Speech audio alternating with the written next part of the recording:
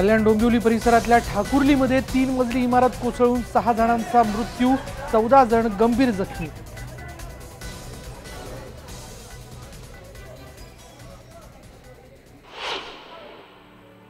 APJ Abdul कलामांचं पार्थिव रामेश्वरमला रवाना, उद्या होणार अंत्यसंस्कार।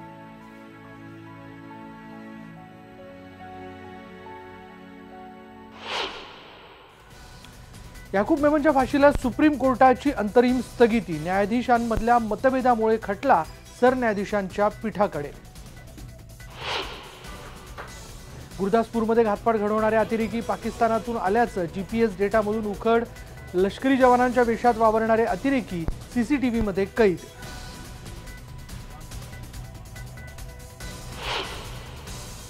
आणि अंगणवाडी सेविकांच्या थकीत मानधनवाढीचा प्रश्न अखेर मार्गी, वाढीव मानधनासाठी 228 कोटींची तरतूद।